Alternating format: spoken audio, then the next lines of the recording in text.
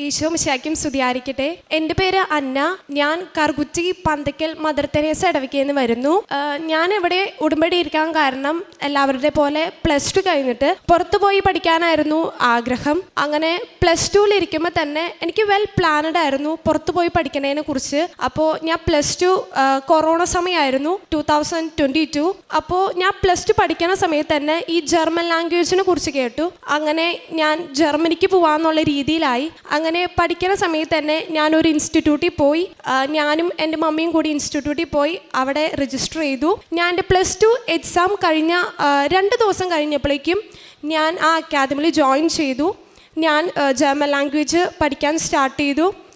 ആദ്യം A1 ലെവലായിരുന്നു. എനിക്ക് വളരെയധികം ടഫായിരുന്നു. അപ്പോൾ ഞാൻ വീട്ടിലേക്ക് എന്നും വിളിച്ച് പറയും എനിക്ക് വളരെ ബുദ്ധിമുട്ടാണ്, എനിക്ക് പഠിക്കാൻ പറ്റണില്ല എന്ന്. അപ്പോൾ വീട്ടിൽ പറയും അന്ന് തിരിച്ചു പോരേ, കുഴപ്പമില്ല എന്ന് പറയും.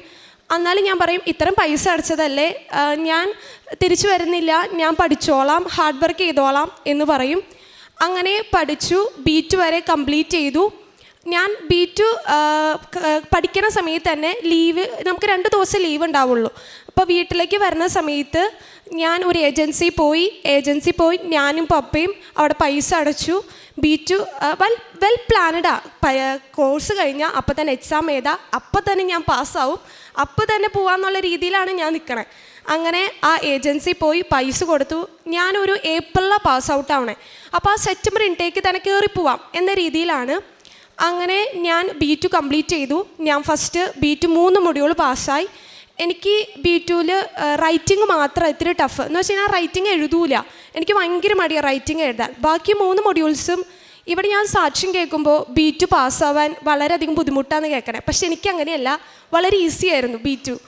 കാരണം റൈറ്റിംഗ് ഞാൻ എഴുതാത്ത കാരണം, പ്രാക്ടീസ് ചെയ്യാത്ത കാരണം എനിക്ക് റൈറ്റിംഗ് ടഫ്. ബാക്കി 3 ഞാൻ പാസ്സായി. അങ്ങനെ റൈറ്റിംഗ് പാസ്സാവുന്നില്ലായിരുന്നു. അങ്ങനെയാണ് ഞാൻ ഈ കൃപാസനത്തെക്കുറിച്ച് കേൾക്കണേ. ഞാൻ പണ്ട് മുതലേ ഈ കൃപാസനത്തെക്കുറിച്ച് കേട്ടായിരുന്നു. കാരണം എനിക്ക് 2 ടിൻസ് ചേച്ചിമാരാണ്. അവർ 2 പേരും UK-ൽ നേഴ്സായിട്ട് വർക്ക് ചെയ്യുന്നു. അപ്പോൾ ഈ +2 കഴിഞ്ഞ് പുറത്ത് പോകണമെന്ന് പറഞ്ഞപ്പോൾ അവർ എൻ്റെ അടുത്ത് പറഞ്ഞു ജർമ്മൻ ലാംഗ്വേജ് ചൂസ് ചെയ്യേണ്ട, നീ UK-ക്ക് വാ എന്ന് പറഞ്ഞു. അപ്പം ഞാൻ ഇവരോട് പറഞ്ഞു എല്ലാവരും UK പോകണ്ട, ഞാൻ വേറെ കൺട്രിയിൽ പോകണുള്ളൂ. അങ്ങനെ ഞാൻ ജർമ്മൻ ലാംഗ്വേജ് തിരഞ്ഞെടുത്തേ. അപ്പോൾ ഇങ്ങനെ ഈ കൃപാസനത്തെക്കുറിച്ച് കേൾക്കാൻ കാരണം ചേച്ചിമാർ നേഴ്സിംഗ് നാട്ടിലാണ് പഠിച്ചത്. അത് കഴിഞ്ഞിട്ട് ഇതുപോലെ OET എഴുതാൻ വരുന്ന സമയത്ത് അവർ ഈ കൊറോണ സമയത്തായിരുന്നു പാസ് ഔട്ടായി. അങ്ങനെ ഈ കൊറോണ സമയം ആയതുകൊണ്ട് OET-ൽ പഠിക്കാൻ പറ്റില്ല, നമുക്ക് വീട്ടിൽ ഓൺലൈൻ ക്ലാസ്സേ പറ്റുള്ളൂ. അങ്ങനെ എൻ്റെ മൂത്ത ചേച്ചി ഇങ്ങനെ യൂട്യൂബിൽ ഇങ്ങനെ OET-യുടെ വീഡിയോസ് കേൾക്കുന്ന സമയത്താണ് ഈ കൃപാസനത്തിലൊരു സാക്ഷ്യം കേൾക്കണേ.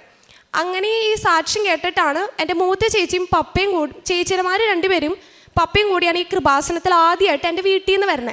അപ്പം ഞാൻ ഈ മാതാവിനെ ആദ്യമായിട്ട് കാണുന്നത്, ചേച്ചി എന്തോ സൈറ്റിൽ കയറി ഓൺലൈൻ ഉടമ്പടി എടുക്കണം. അപ്പോൾ എന്തോ ഒരു ഇറർ വന്നു. അപ്പോൾ ഫോൺ എൻ്റെ അടുത്ത് കൊണ്ട് തരാണ്, എടി ഇത് എന്താ പ്രശ്നം എന്ന് നോക്കി.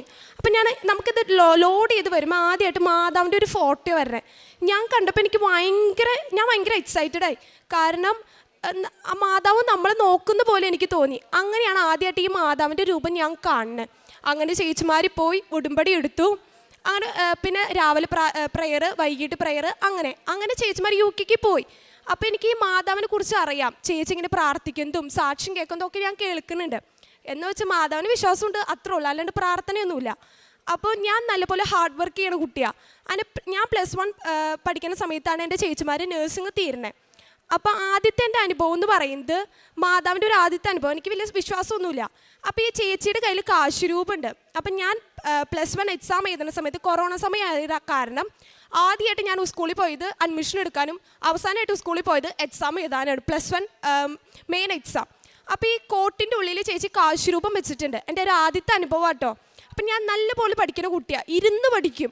ഞാൻ വിശന്നാൽ പോലും അവിടെ നിന്ന് എഴുന്നേക്കില്ല, പഠിച്ചു കഴിഞ്ഞിട്ടേ ഞാൻ ഫുഡ് കഴിക്കുള്ളൂ, അതുപോലത്തെ ഒരു വ്യക്തിയാണ്. അപ്പോൾ ഞാൻ എക്സാം എഴുതുന്ന സമയത്ത് ഞാൻ നല്ലപോലെ പഠിച്ച എല്ലാ കാര്യം. അപ്പോൾ ഞാൻ ഫിസിക്സ് എക്സാം എഴുതാം. അപ്പോൾ ഞാൻ ആൻസർ ഷീറ്റിൽ ഇപ്പോൾ 3 ക്വസ്റ്റ്യനിൽ 2 ക്വസ്റ്റ്യൻ എഴുതിയാൽ മതി, ഞാൻ 3 ക്വസ്റ്റ്യൻ എഴുതും. എന്ന് വെച്ചാൽ പഠിച്ചതല്ലേ, അതുകൊണ്ട് ഞാൻ എഴുതും, അതുപോലെയാണ്. അപ്പം ഞാനിങ്ങനെ എഴുതി വരുന്ന സമയത്ത് ഒരു 6 മാർക്കിന് ക്വസ്റ്റ്യൻ ഉണ്ട്. അപ്പം ഞാനിങ്ങനെ എനിക്ക് എഴുതുന്ന സമയത്ത് ഈ 6 മാർക്കിൽ എന്തായാലും കിട്ടൂല. ഞാൻ എഴുതി വന്നപ്പോൾ എനിക്കത് കിട്ടണില്ല ആൻസർ. അപ്പോൾ ഈ കാശ് രൂപ എൻ്റെ കയ്യിലുണ്ട്. ചേച്ചി എന്തോ കുത്തി തന്നു, ഞാൻ മാധവനോട് പ്രാർത്ഥിക്കണമൊന്നുമില്ല, അതങ്ങനെ കഴിഞ്ഞു. അപ്പോൾ ഇത് കിട്ടാത്ത സമയത്ത് ഞാൻ ഇങ്ങനെ ആലോചിച്ചിരിക്കുക, 5 മിനിറ്റും കൂടി ഉള്ളൂ ഇങ്ങനെ ആലോചിച്ചിരിക്കാൻ, എനിക്ക് എന്താ കിട്ടാത്തേ. അപ്പം ഇങ്ങനെ കൈ ഇങ്ങനെ എന്തോ മാന്തിയപ്പോഴാണ് ഈ മാതാവിൻ്റെ ഈ കാശ് രൂപ എൻ്റെ ഇങ്ങനെ ലോക്ക് ചെയ്തേക്കണേ. അതിപ്പോൾ ഞാൻ മുറുക്ക പിടിച്ചിട്ട് എനിക്ക് ഒന്നും കിട്ടുന്നില്ല. ഞാൻ എന്തോ നമ്മൾ അക്കത്തിക്ക് അടിക്കണ പോലെ നമ്പർ എന്തോ എഴുതി, ഫിസിക്സ് എക്സാമാണ്. എൻ്റെ റിസൾട്ട് വന്നു, എൻ്റെ ആദ്യത്തെ അനുഭവം കേട്ടോ. എൻ്റെ +1 റിസൾട്ട് വന്നപ്പോൾ എനിക്ക് മാത്സിന് മാത്രമേ 2 മാർക്ക് കുറവ്, ബാക്കി എല്ലാ സബ്ജക്റ്റിനും 100/100 ആണ്. കാരണം ഞാൻ സയൻസ് സ്ട്രീമാണ് എടുത്തേക്കുന്നത്, ബാക്കി എല്ലാവരും എനിക്ക് ഫുള്ളാണ്. അപ്പം എനിക്കറിയാം ഞാൻ എക്സാം ചെയ്ത് ലാസ്റ്റ് എക്സാം ഫിസിക്സാണ്. അപ്പോൾ എല്ലാ മാർക്കിലും വീട്ടിൽ ചെല്ലുമ്പോൾ ഇങ്ങനെ മാർക്ക് കണക്ക് കൂട്ടും. 100 എനിക്ക് ഉറപ്പാണ്. കാരണം ഞാൻ എക്സാം ചെയ്തേക്കണം. അപ്പോൾ ഈ ഫിസിക്സിന് മാത്രമാണ് എനിക്കൊരു ടഫ് വന്നത്. കാരണം എനിക്ക് 6 മാർക്ക് പോയിക്കാൻ നിങ്ങൾക്ക് അറിയാം, A+ പോയി. അതുപോലെയാണ്. അപ്പോൾ അങ്ങനെ നോക്കിയപ്പോഴാണ് ആദ്യത്തെ അനുഭവം എനിക്ക് ഈ മാതാവിൽ വരണേ. അങ്ങനെയാണ് ഈ മാതാവിൽ കൂടുതൽ എനിക്ക് വിശ്വാസമായി തുടങ്ങിയത്. പിന്നെ പ്രാർത്ഥിക്കും. അങ്ങനെ ഞാൻ ഉടമ്പടി എടുക്കാൻ കാരണം ഇതുപോലെ ജർമ്മൻ ലാംഗ്വേജ് പഠിച്ചു, B2 കഴിഞ്ഞു, വീട്ടിൽ വന്നു, ഏജൻസിയിൽ എന്നും പോവും, എന്നും വിളിക്കും. ഞാൻ 3 മൊഡ്യൂൾ പാസ്സായി, ഇനി റൈറ്റിംഗ് കിട്ടാത്ത. അപ്പോൾ അവർ പറയും 3 മൊഡ്യൂൾ പാസ്സായില്ലേ, നമുക്ക് ഈ സെപ്റ്റംബർ ഓക്കെയാണ്, പേടിക്കേണ്ട എന്ന് പറയും. കാരണം ആ ഏജൻസിയിൽ നിന്ന് കുറേ ആൾക്കാർ പോവാറുണ്ട്. അതുപോലെ സെപ്റ്റംബർ ആവാറായി, എനിക്ക് ഒറ്റ ഇൻ്റർവ്യൂ വന്നില്ല. സെപ്റ്റംബർ ആയിട്ട് എനിക്ക് ഒറ്റ ഇൻ്റർവ്യൂ വന്നില്ല. അപ്പോൾ ഞാൻ അവരോട് ചോദിക്കും, ഇനി സെപ്റ്റംബർ ആവാൻ 1 മന്തും കൂടി ഉള്ളൂ, ഓഗസ്റ്റ് ആയി, എനിക്ക് ഇനി പോകാൻ പറ്റുമോ? അപ്പോൾ പറഞ്ഞു ഈ ഇൻടേക്ക് ചാൻസ് കുറവാണ്, നെക്സ്റ്റ് ഇൻടേക്കിൽ ഏപ്രിൽ ഇൻടേക്ക് എന്തായാലും ഉറപ്പാണ്, അപ്പോഴേക്ക് റൈറ്റിംഗ് എഴുതിയെടുക്കുമെന്ന് പറഞ്ഞു. അപ്പോൾ ആകെ സങ്കടമായി. കാരണം സെപ്റ്റംബറിൽ തന്നെ പോകാൻ നിൽക്കുന്ന ആളാണ്. അങ്ങനെ ഓരോ ഫ്രണ്ട്സും കാര്യങ്ങളൊക്കെ പോയി തുടങ്ങി. അങ്ങനെ ഞാൻ വെറുതെ യൂട്യൂബ്, അപ്പോഴും മാതാവിന് ഇങ്ങനെ രൂപം വീട്ടിലുണ്ട്, മാതാവിനെ നോക്കി ചിരിക്കും, ഓക്കെ അല്ലേ എന്നൊക്കെ വെറുതെ ഇങ്ങനെ സംസാരിക്കും, പോവും. അല്ലാണ്ട് മാതാവായിട്ട് പ്രാർത്ഥനയൊന്നുമില്ല. അങ്ങനെ ഞാൻ യൂട്യൂബ് നോക്കുന്ന സമയത്താണ് എനിക്കൊരു സാക്ഷ്യം കയറി വന്നു. ഞാൻ ഇങ്ങനെ പാട്ട് കേൾക്കുന്ന ആളാണ്. അപ്പോൾ ഇങ്ങനെ പാട്ട് കേട്ട് ഉറങ്ങുന്ന സമയത്ത് ഒരു സാക്ഷ്യം കയറി വന്നു. അങ്ങനെയാണ് ഈ സാക്ഷ്യം ഞാൻ കേൾക്കണേ. അപ്പോൾ ഞാൻ നോക്കി മാതാവിനെ കാട്ടിയതായിരിക്കും, അങ്ങനെയൊക്കെ ഞാൻ ചിന്തിക്കണേ. ഞാൻ പെട്ടെന്ന് പോയി എനിക്ക് തോന്നാണ് എനിക്ക് ഉടമ്പടി എടുക്കണമെന്ന്. അപ്പം ഞാൻ വന്ന് ഉടമ്പടി എടുത്തത് ജാനുവരി 2 കാരണം ജാനുവരി 1 ന്യൂ ഇയർ ആണ്, നല്ല തിരക്ക് കാര്യങ്ങളൊക്കെയാണ്. അങ്ങനെ ജാനുവരി 2 വന്ന് ഉടമ്പടി എടുക്കാമെന്ന് പറഞ്ഞു. അപ്പോൾ ഞാൻ വീട്ടിൽ ചോദിച്ചപ്പോൾ പപ്പയ്ക്ക് എന്തോ തിരക്കുണ്ടെന്ന് പറഞ്ഞു. കാരണം പിന്നെ വേറെ ഫ്രണ്ട്സ് എന്ന് പറയുന്നത് പകുതി മുക്കാലും പോയി തുടങ്ങി. അപ്പം ഞാൻ വേറൊരു ഫ്രണ്ടിനോട് പറഞ്ഞു എനിക്ക് കൂട്ട് വരാമോ എന്ന് പറഞ്ഞു. അങ്ങനെ ജാനുവരി 2 ഞാനിവിടെ വന്നു, ഞാൻ എൻ്റെ ഫ്രണ്ടും കൂടിയാണ് വന്നേ. അങ്ങനെ ഞാൻ ഉടമ്പടി എടുത്തു. അന്നും എൻ്റെ ഈ കയ്യിൽ പാസ്പോർട്ട് ഉണ്ട്. എന്നും ഞാൻ കൃപാസനത്തിൽ വരണോ, ഞാൻ എന്നും പാസ്പോർട്ട് കൊണ്ടായിട്ട് ഈ മാതാവിൻ്റെ അടുത്ത് വെക്കും. ഞാൻ ഇങ്ങനെ പ്രാർത്ഥിക്കുള്ളൂ, ഏതെങ്കിലും ഒരു വിസ ഇതിൽ അടിച്ച് കിട്ടണം, ഇങ്ങനെ നിൽക്കുകയാണ്, എനിക്ക് പോകണം എന്ന് പറഞ്ഞു. അങ്ങനെ ഞാൻ ഉടമ്പടി എടുത്തു, പ്രാർത്ഥിക്കായിരുന്നു. 5:30 എഴുന്നേക്കും. അപ്പോൾ അതിന് മുമ്പ് പള്ളിയിൽ പോവാൻ വളരെയധികം മടിയുള്ള കുട്ടിയാണ്, രാവിലെ എഴുന്നേക്കില്ല. അങ്ങനെ എൻ്റെ പപ്പ പള്ളിയിലെ കൈക്കാരനാണ്. അപ്പോൾ അച്ഛൻ വീട്ടിൽ വരുമ്പോൾ എൻ്റെ അടുത്ത് ചോദിക്കും എൻ്റെ പള്ളി വരാത്ത. ഞാൻ പറയും എന്തിനാ പള്ളി വന്നിട്ട്, ഒന്നും നടക്കണില്ല, ഞാൻ പ്രാർത്ഥിച്ചിട്ട് ഒന്നും നടക്കണില്ല, കാരണം എനിക്ക് പോകാൻ സാധിക്കുന്നില്ല. അപ്പോൾ അച്ഛൻ പറഞ്ഞു നീ പള്ളിയിൽ വായോ. അങ്ങനെ ഉടമ്പടി എടുത്തു. ഞാൻ ജാനുവരി 2 ഉടമ്പടി എടുത്തിട്ട് ഞാൻ പിറ്റേ ദിവസം പള്ളിയിൽ പോകാൻ കേട്ടോ. പള്ളിയിൽ പോയിട്ടും ഞാൻ ഇങ്ങനെ വെറുതെ നിൽക്കും. അച്ഛൻ കുർബാനയിലും ഞാൻ എന്ന് വെച്ചാൽ അച്ഛനും കാണിക്കാനും വീട്ടിലുള്ളവരെ കാണിക്കാൻ വേണ്ടിയിട്ടാണ് ഞാൻ പള്ളിയിൽ പോണേ. അപ്പോൾ ഞങ്ങളുടെ ചെറിയ പള്ളി, അതുകൊണ്ട് ആൾക്കാർ വന്ന അച്ഛൻ അറിയാം ആരൊക്കെ വന്നിട്ടുണ്ടെന്ന്. ഒരു ദിവസം ഞാൻ വന്നില്ലെങ്കിൽ വീട്ടിലേക്ക് ഫോൺ വിളിക്കും പപ്പേനെ, എന്തേ അവൾ വരാണ്ടിരുന്നേന്നും ചോദിച്ച്. അപ്പം ഞാൻ പള്ളിയിൽ പോകുന്നത് അച്ഛനെ കാണിക്കാനായി, കാരണം അച്ഛൻ ചീത്ത പറയാതിരിക്കാൻ വേണ്ടി. അങ്ങനെ പള്ളിയിലൊന്നും പോവില്ല, പള്ളി പോയാലും അത്ര പ്രാർത്ഥനയൊന്നുമില്ല. പിന്നെ ഓരോ ദിവസവും ഓരോ എനിക്ക് അനുഭവങ്ങളായി തുടങ്ങി. എനിക്ക് മാതാവ് എന്നോട് സംസാരിക്കുന്ന പോലെ ഞാൻ മാതാവിനോട് എനിക്ക് ഭയങ്കര ഒരു സ്പിരിറ്റാണ്. നമുക്കൊരു തണുപ്പ് വന്ന ഒരു കുളിര് വരുന്ന പോലെ എനിക്കൊരു സ്പിരിറ്റ് ആ ഫോട്ടോയിൽ നോക്കുമ്പോൾ. അപ്പോൾ എനിക്ക് ചെറുതായിട്ട് വിശ്വാസമായി തുടങ്ങി. അങ്ങനെ ഞാൻ പള്ളിയിൽ പോവും. അങ്ങനെ ഈ പുതുക്കണ സമയം, ഇപ്പം മാർച്ച് പുതുക്കണ സമയം ഞാൻ ഇവിടെ വന്നു. അപ്പോഴേക്ക് എനിക്ക് ഭയങ്കര വിശ്വാസമായി. അതെങ്ങനെയാണെന്ന് ചോദിച്ചാൽ എനിക്കറിയില്ല, ഭയങ്കര വിശ്വാസമായി. അതിന് ആദ്യം കൊടുത്ത ഏജൻസിയിൽ വിളിച്ചു ചോദിച്ചു എന്തായി, ഏപ്രിൽ ആവാറായി, പോകാൻ പറ്റില്ല എന്ന് പറഞ്ഞു. അപ്പോൾ അവർ പോവാം എന്ന് പറഞ്ഞു. അങ്ങനെ കുറേ വീട്ടിൽ പ്രശ്നം ഉണ്ടാക്കി. പപ്പ ഏജൻസിയിൽ നിന്ന് വിളിച്ച് കുറേ ചീത്ത പറഞ്ഞപ്പോൾ അവർ കുറേ ഇൻ്റർവ്യൂ വന്നു. ഞാൻ ആ ഏജൻസിയിൽ 8 ഇൻ്റർവ്യൂ അറ്റൻഡ് ചെയ്തു. 8 ഇൻ്റർവ്യൂവിൽ ഗ്രൂപ്പായിട്ടാണ് ഇൻ്റർവ്യൂ. ആൾക്കാർ ഒന്നും പറയല്ല, ഞാൻ മാത്രമേ പറയുന്നുള്ളൂ. കാരണം എനിക്ക് ജർമ്മൻ സ്പീക്കിംഗ് ഒക്കെ ഭയങ്കര ഞാൻ അത് പൊക്കി പറയുന്നതൊന്നല്ല, ഈ സ്പീക്കിംഗ് ഭയങ്കര ഇഷ്ടം എനിക്ക്. ഞാൻ ജർമ്മൻ നല്ലപോലെ സ്പീക്ക് ചെയ്യും. അപ്പോൾ എനിക്ക് ഇൻ്റർവ്യൂ ഒക്കെ ഭയങ്കര ഈസിയാണ്. അവർ അടുത്ത ക്വസ്റ്റ്യൻ എന്താ ചോദിക്കുന്നത് ഇതുപോലെ എനിക്കറിയാം. അപ്പോൾ 8 ഇൻ്റർവ്യൂ അറ്റൻഡ് ചെയ്തിട്ടും ലാസ്റ്റ് ആ ഇൻ്റർവ്യൂവിലുള്ള ആൾക്കാർ പറയുന്നത് എന്നോട് ജർമ്മനി വരുമ്പോൾ കാണാം, ഓൾ ദി ബെസ്റ്റ്, നമുക്ക് വേഗം തന്നെ കാണാമെന്നൊക്കെയാണ്. എന്നിട്ട് ഞാൻ പിറ്റേ ദിവസം എന്നോട് അപ്പോൾ പറയും ഓഫർ ലെറ്റർ ഇപ്പം തന്നെ തരാമെന്ന്. അപ്പോൾ ഞാൻ പറയും മാതാവ് രക്ഷിച്ചു, ഈ പ്രാവശ്യം ഞാൻ പോകുന്നു. എന്താ അപ്പം തന്നെ ഏജൻസിക്ക് വിളിക്കുമ്പോൾ അവർ പറയും ഓഫർ ലെറ്റർ 2 ആഴ്ച വരും, ഒരാഴ്ച കഴിയുമ്പോൾ വരും എന്നൊക്കെ പറയും. എന്നിട്ട് എനിക്ക് ഓഫർ ലെറ്റർ വന്നില്ല. അതിന് കുറേ ഞാൻ അലഞ്ഞു. എന്നിട്ട് വേറൊരു ഏജൻസിയിൽ കൊടുത്തു. അപ്പോൾ ഫസ്റ്റ് ഏജൻസിയിൽ ഞാൻ പൈസ അടച്ചതാ, റീഫണ്ട് ചോദിച്ചപ്പോൾ അവർ പകുതി പൈസ തന്നിട്ടുള്ളൂ, ബാക്കി പൈസ അവർ തന്നില്ല. അതിന് വേറെ ഏജൻസി കൊടുത്തു, പൈസയും കൊടുത്തു. അങ്ങനെ 3 മൊഡ്യൂളിൻ്റെ സർട്ടിഫിക്കറ്റും കൊടുത്തു. അതിൻ്റെ ഇടയ്ക്ക് ഈ ജാനുവരി 2 ഞാൻ ഇവിടെ ആദ്യമായിട്ട് ഉടമ്പടി എടുക്കാവുന്ന സമയത്ത് ഫെബ്രുവരിയിൽ ലാസ്റ്റ് ഞാൻ റൈറ്റിങ്ങിൻ്റെ ഡേറ്റ് എടുത്തിട്ടുണ്ടായിരുന്നു. അപ്പോൾ ഇവിടെ വന്നപ്പോൾ ഞാൻ പറഞ്ഞു, ഞാൻ റൈറ്റിങ്ങിന് ഡേറ്റ് എടുത്തതിൻ്റെ എൻ്റെ അപ്പോയിൻമെൻറ്റ് ഓർഡർ ഉണ്ട്, എനിക്ക് അച്ഛനെ കാണാൻ പറ്റുമോ എന്ന് ചോദിച്ചു. ഇവിടെ ഒരു ബ്രദറിനോട് ഞാൻ ചോദിച്ചത്. അപ്പോൾ ആ ബ്രദർ പറഞ്ഞു ഫസ്റ്റ് പറ്റില്ല എന്ന് പറഞ്ഞു. ഞാൻ പറഞ്ഞു, അപ്പോൾ ഞാൻ കരഞ്ഞു.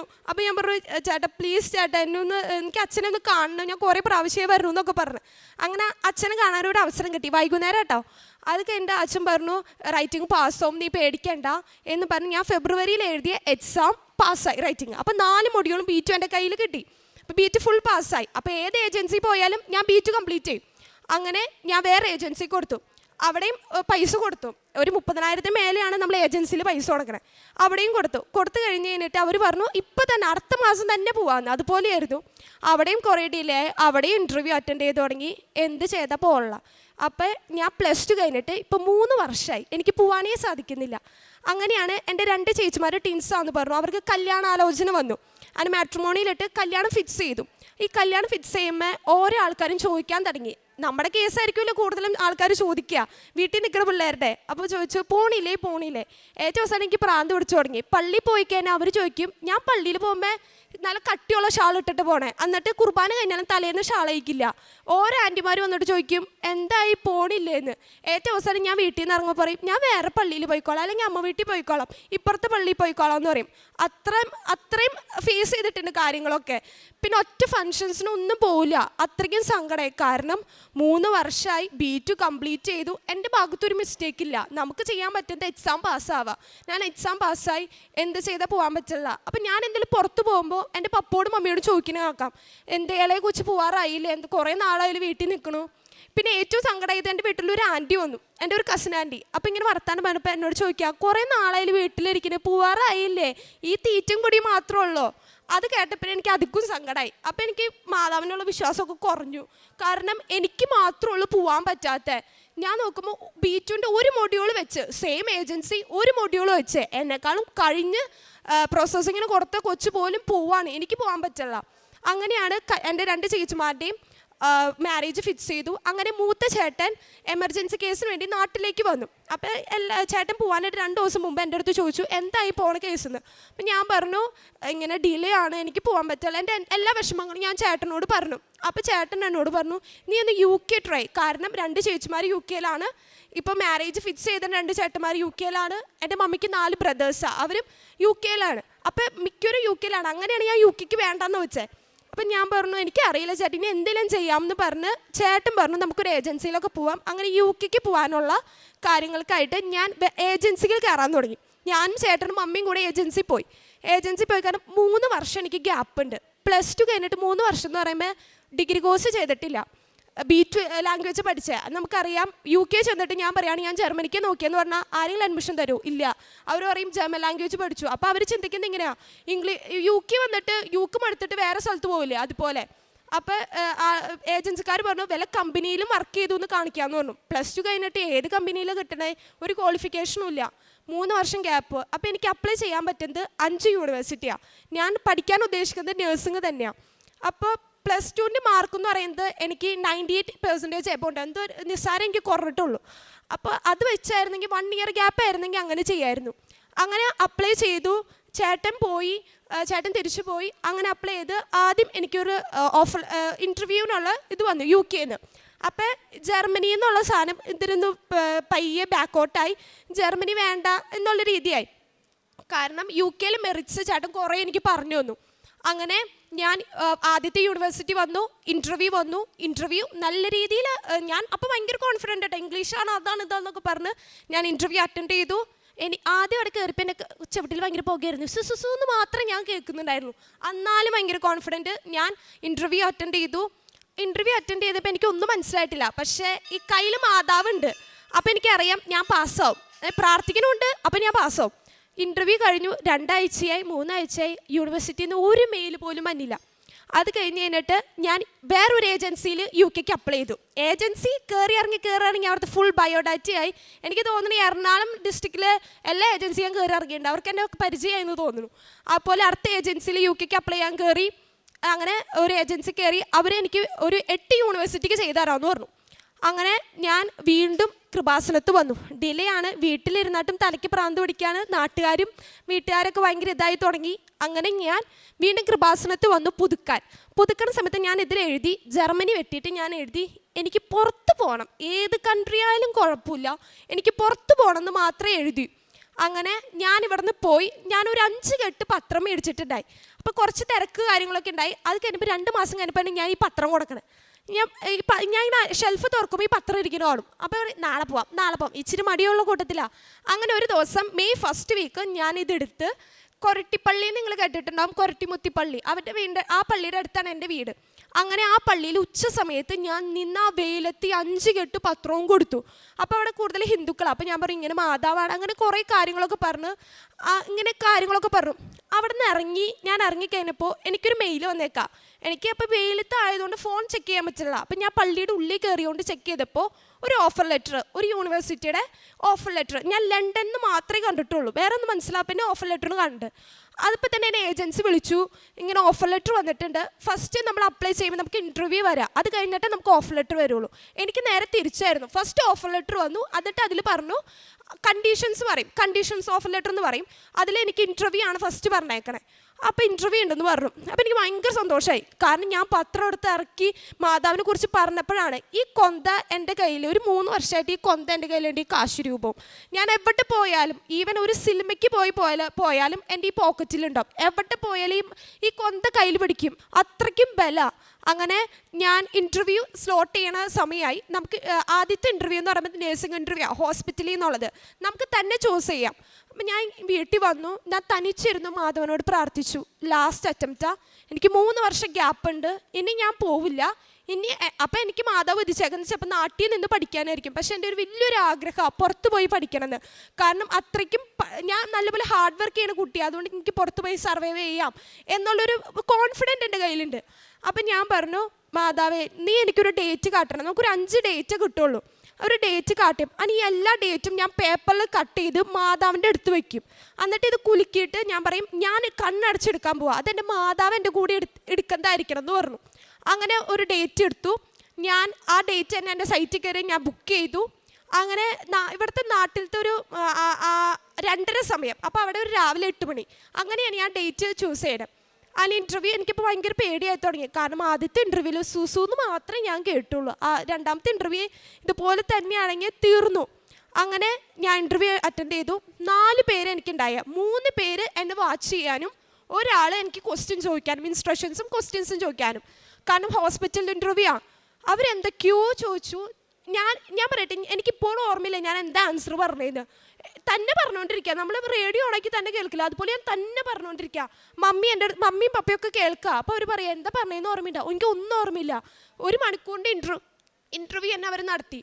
അത് കഴിഞ്ഞ് എനിക്ക് ഒരു ചൊവ്വാഴ്ചയായിരുന്നു ഇൻ്റർവ്യൂ. എൻ്റെ എല്ലാ കാര്യം നടക്കുന്നത് ഒരു ചൊവ്വാഴ്ച കേട്ടോ. അത് ഞാൻ കുറച്ച് ദിവസം മുമ്പാണ് ഇങ്ങനെ തിങ്ക് ചെയ്ത്, എല്ലാ കാര്യം നടക്കുന്നത് ഒരു ചൊവ്വാഴ്ച ഇൻ്റർവ്യൂ നടന്നു. 2 ദിവസത്തിനുള്ളിൽ എൻ്റെ റിസൾട്ട് വന്നു. ഞാൻ പ്രാർത്ഥിക്കായിരുന്നു, മാതാവേ ശരിയാക്കി തന്നെ, ഞാനൊന്നും പറഞ്ഞിട്ടില്ല, എനിക്ക് പേടിയാണ്. അങ്ങനെ ഞാൻ ഇൻ്റർവ്യൂ റിസൾട്ട് വന്നു, ഞാൻ പാസ്സായി. അപ്പോൾ എനിക്ക് തോന്നി ഇതാ എനിക്ക് വെച്ചേക്കണേന്ന്. അങ്ങനെ അതിലടുത്തത് പറഞ്ഞത് എനിക്ക് ഇനീഷ്യൽ പേയ്മെൻറ്റ് അടയ്ക്കണം. നമ്മുടെ നാട്ടിൽ ഒരു 2 ലക്ഷത്തിൻ്റെ സംതിങ് ഇനീഷ്യലായിട്ട് അടയ്ക്കാനുള്ളത്, അത് അടച്ചു. അത് കഴിഞ്ഞ അടുത്ത ഇൻ്റർവ്യൂ ഉണ്ട്. അപ്പം നമ്മൾ വിചാരിക്കും ആ ഇൻ്റർവ്യൂ പാസ്സായില്ലെങ്കിൽ പൈസ പോവില്ലേ.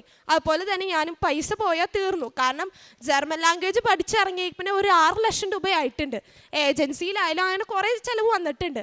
അപ്പോൾ എനിക്ക് തോന്നി ഇത് അടയ്ക്കാം. എന്നിട്ട് ഞാൻ ഈ മാതാവിൻ്റെ ഫ്രണ്ടിൽ എസ് ഓർ നോ ചെയ്തിടും. എനിക്ക് എപ്പോഴും കിട്ടേണ്ട എസ്സാണ്. ആ എസ് ഞാൻ ബൈബിളിൻ്റെ ഉള്ളിൽ കയറ്റി വയ്ക്കും. ബൈബിളിൽ ഇപ്പം എനിക്ക് എപ്പോഴും കിട്ടേണ്ട ഒരു വചനമുണ്ട്, ദുഃഖം സന്തോഷമായി മാറും. ഞാൻ എപ്പോഴും അത് വായിക്കും. അതിൻ്റെ ഉള്ളിൽ വെച്ചു എസ് എന്നുള്ളൊരു വേർഡ്. അപ്പം എനിക്കറിയാം മാതാവാണ് എനിക്ക് പറഞ്ഞിരുന്നത്. കാരണം ഞാൻ ഈ പ്രാവശ്യം എൻ്റെ ഭാഗത്തുനിന്ന് ഒന്നും ചെയ്യുന്നില്ല, മാതാവ് ചെയ്ത് തരട്ടെ എന്ന് വിചാരിച്ച്. അങ്ങനെ ഞാൻ സെക്കൻഡ് ഇൻ്റർവ്യൂ വന്നു. എനിക്ക് സെക്കൻഡ് ഇൻ്റർവ്യൂ വന്നത് ഒരു ഞായറാഴ്ചയാണ്. അപ്പോൾ എനിക്ക് പേടിയായി, ഞായറാഴ്ചക്ക് ഇൻ്റർവ്യൂ നടക്കുമോ, ഹോളിഡേ അല്ലേ. അതിന് പ്രീ കാസ് ഇൻ്റർവ്യൂ എന്ന് പറയും, സെക്കൻഡ് വരുന്ന ഇൻ്റർവ്യൂ. അത് നമ്മുടെ ഫിനാൻഷ്യൽ കാര്യങ്ങളൊക്കെ പറയുന്ന കേസാണ്. ഞാൻ ഇൻ്റർവ്യൂ സ്റ്റാർട്ട് ചെയ്തു. ഒരു ഇംഗ്ലീഷുകാരൻ തന്നെ ഞാൻ ഹലോ എന്ന് പറഞ്ഞത് മാത്രമേ എനിക്ക് ഓർമ്മയുള്ളൂ. എന്തെങ്കിലും ചോദിക്കും, ഞാൻ ആൻസർ പറഞ്ഞാൽ അയാൾ പറയും സ്റ്റോപ്പ്, നിർത്തിക്കോ. അയാൾ എന്നെ തർക്കിക്കാൻ തുടങ്ങും. അപ്പം ഞാൻ പറയും സോറി, എൻ്റെ മിസ്റ്റേക്കാണെന്ന് പറയും. വീണ്ടും അടുത്ത ക്വസ്റ്റ്യൻ ചോദിക്കും, എന്താ ഈ യൂണിവേഴ്സിറ്റിയിൽ എന്താ ഫാക്കൽറ്റി, എന്താ ഫെസിലിറ്റീസൊക്കെ നിങ്ങൾക്ക് പ്രൊവൈഡ് ചെയ്യണം. അപ്പം ഞാനിങ്ങനെ ഓരോന്ന് പറയാൻ തുടങ്ങുമ്പോഴേക്കും അയാൾ എന്നെ പറയാൻ സമ്മതിക്കില്ല. അപ്പം മമ്മിയും പപ്പയും അവിടെ കരയാൻ തുടങ്ങി. കാരണം ഒരു ഇൻ്റർവ്യൂവിന് ഒരാൾ ദേഷ്യപ്പെട്ടിട്ട് പറയാം ഇൻ്റർവ്യൂ നിർത്തിക്കോളാൻ പറഞ്ഞാൽ നിങ്ങളൊന്ന് അവസ്ഥ ആലോചിച്ച് നോക്കിയേ. അങ്ങനെ ഈ നമുക്ക് സബ്ജക്റ്റുകൾ അവർ ചോദിക്കും ക്വസ്റ്റ്യൻസ്.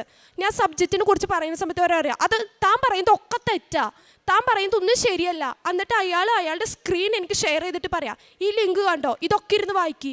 അപ്പം ഞാൻ അവരുടെ സൈറ്റ് ഫുള്ള് ഇരുന്ന് വായിക്കാം. അങ്ങനെ ആ ഇൻ്റർവ്യൂ കഴിഞ്ഞു. കാരണം എനിക്കറിയാം തോറ്റു.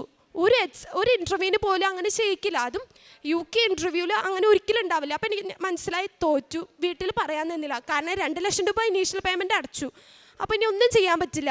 അങ്ങനെ ഞാൻ ഞായറാഴ്ച ഇൻ്റർവ്യൂ നടന്നു. ചൊവ്വാഴ്ച വെറുതെ ധ്യാനം കേട്ടോണ്ടിരിക്കുക കേട്ടോ. അപ്പോൾ ഈ ഭക്ഷണവും കാര്യങ്ങളൊന്നുമില്ല. ടെൻഷൻ വന്ന് എനിക്കൊന്നും ചെയ്യാൻ പറ്റില്ല.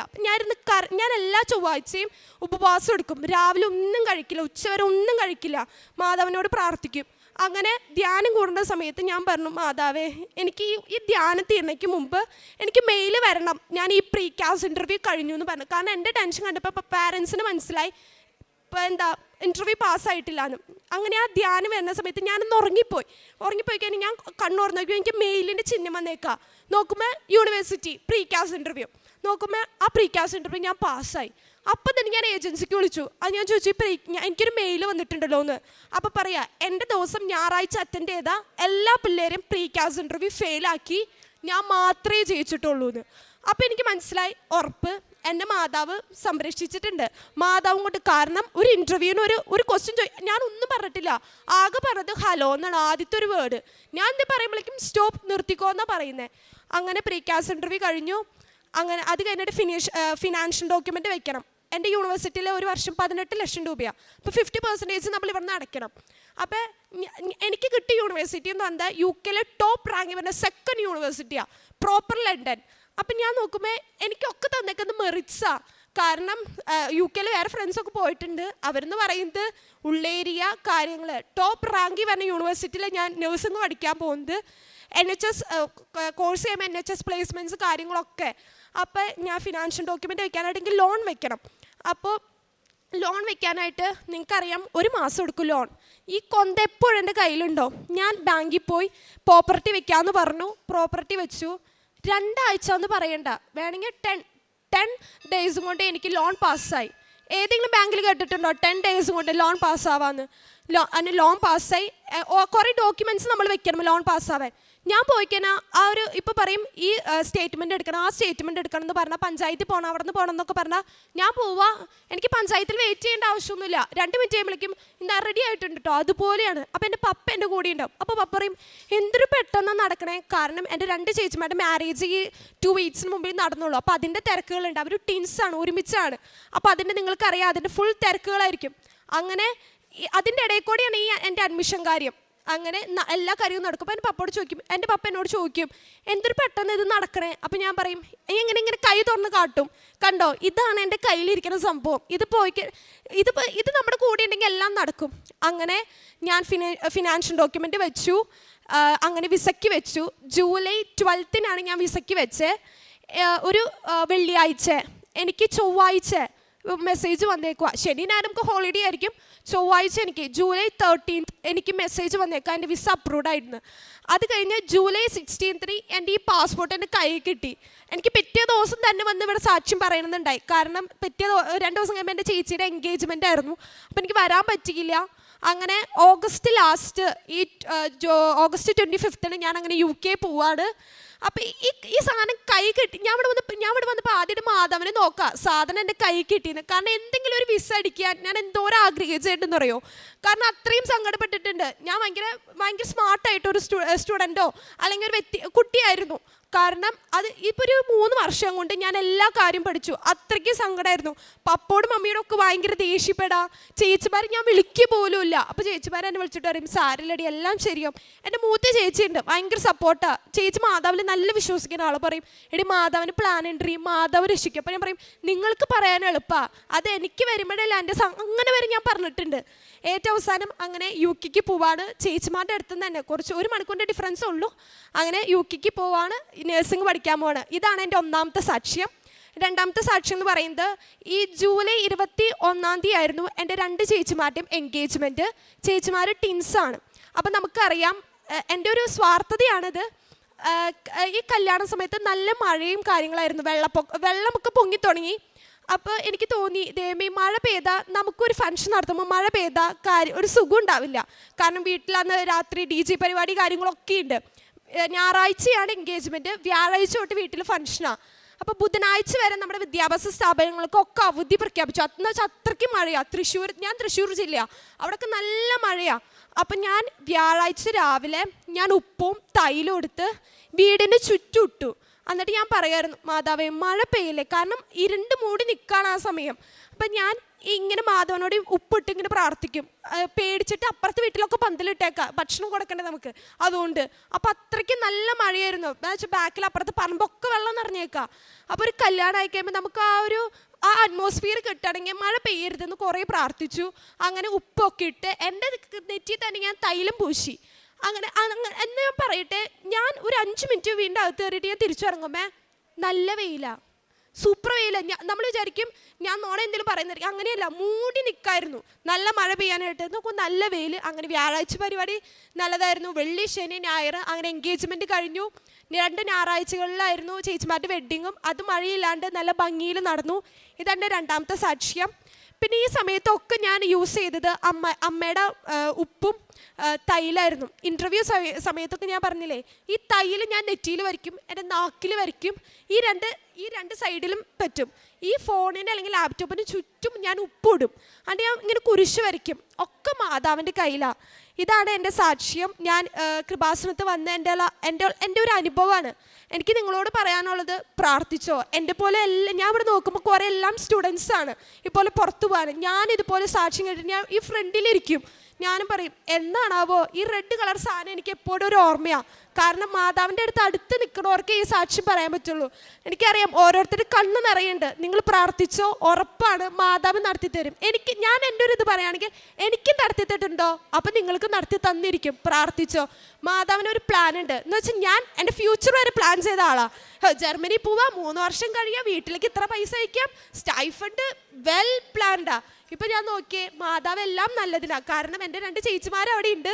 അവർ പറഞ്ഞാൽ യു കെ പോവാന്ന്. അപ്പം ഞാൻ ഇപ്പോൾ യു കെക്ക് പോകണു.